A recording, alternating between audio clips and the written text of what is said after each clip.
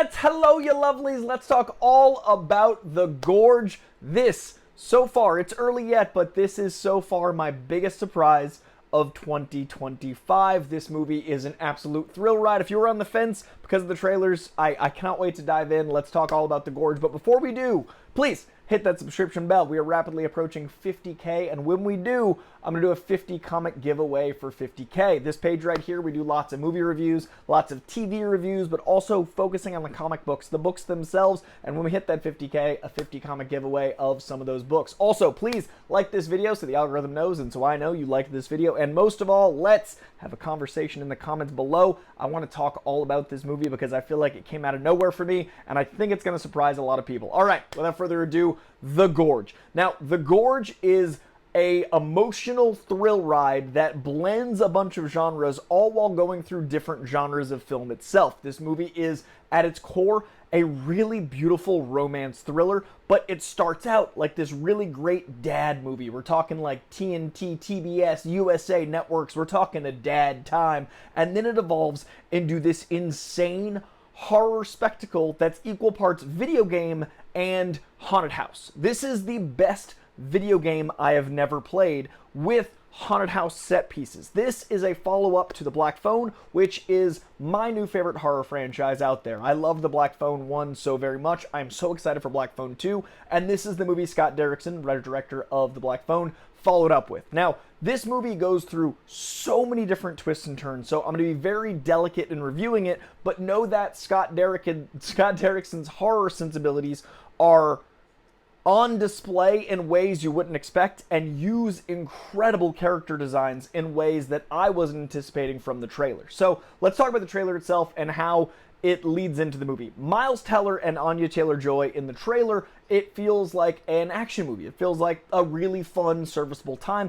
But what I love about the trailer and what I love about the way it was advertised, and I'm not going to give it away here, is the twists and turns it takes are kind of counter to the trailer. The way the movie actually ends up going will play with your expectations on the tropes of other films. And what I liked about this is that's all anchored in romance. This movie is releasing on Valentine's Day for a reason. This movie is an absolute captivating bit of pure chemistry between these two leads. Anya Taylor-Joy, I like in almost everything she does. She is so interesting. She is so mesmeric. She is so captivating. Miles Teller is a tricky one because he is clearly a movie star, but he usually plays a very standoffish dude. He's usually pretty off-putting in his roles. Here, he is so charming. He is so captivating. He is so endearing that the chemistry between the two of them is insane. We're talking like Ryan Gosling, Emma Stone. We're talking, Meg Ryan, Billy Crystal. We're talking the greats here. We're talking some actual palpable chemistry, and I don't say that lightly. I'm a sucker for a rom-com.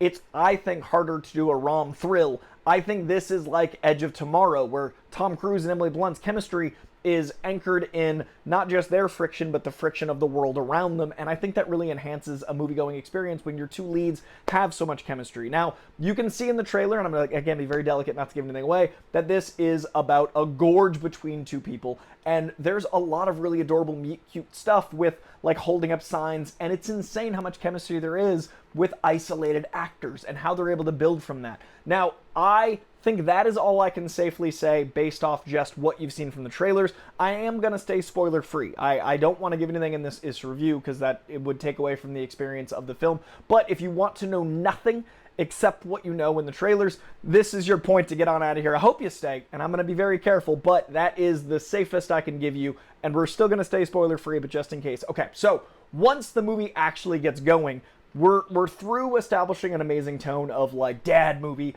and we're into like this great romance, and they're, like I said, their chemistry is amazing. But what I was really impressed by was once we've got this great foundation, then it allows you to take some crazy twists and turns because you're so in the world and you're so invested in them. It really can take liberties. Now, this film was written by someone during the pandemic. This film feels like an isolated experience and a very claustrophobic experience, but it opens so big that when it gets claustrophobic, it feels even more intense. It opens so lonely that when you have the chemistry, you fight for it even more. And what I really love is that the supernatural and otherworldly and world-building elements that are so mystical and intense are grounded in a science fiction where science is first, and obviously it's a fictional film, there's a lot of fiction, but the science is really fun because I like how they play with elements that are akin to other myths I really enjoy. I like that it plays with elements where if you're reading a certain G. Willow Wilson comic right now that I talk about all the time, there are elements of that in this story that relate to her story in the comic books. These aren't related, but I'm trying to not spoil anything. But there are elements in comic myths that come into play here. There are elements in, like, classic Appalachian myth that come into play here. There are elements in, like, American folklore that come into play here.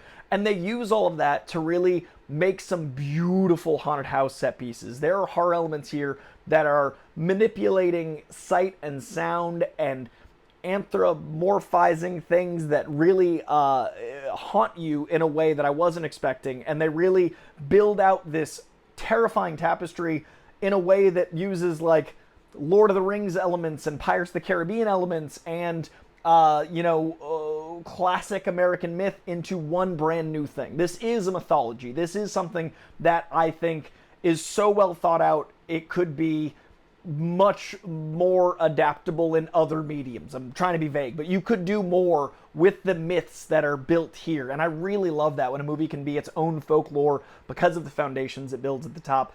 And I loved the action. I loved the cinematography. I loved the world building. I love the character design. Apple Plus is, I think, this is not a sponsored post. I think Apple Plus is the best streamer for your dollar right now. I think that other streamers are a little overpriced, and I also think they have a lot of fluff. Apple doesn't advertise in the traditional way, and I think that's hurting them because if they got the word out more, I think people would realize that, like, Ted Lasso was huge. Right now, Severance is huge and well-deservedly. Mythic Quest needs more love. There's so many shows on there that are amazing. There's a reason they renewed that Colin Farrell joint. I forget what it's called right now because I'm doing this off the dome. But all of that to say, their movies are also pretty incredible. I really like The Instigators. They got some Oscar love a few years back that I really had hoped would bring them more attention. But I do think Coda for Coda got Best Picture. But I do think that this film is the most approachable, like, have a movie on dad time. And when I say a dad movie, I mean this is made for a lazy boy. I mean this is made to, like, Saturday, like, yeah, this movie. And I love those kind of movies.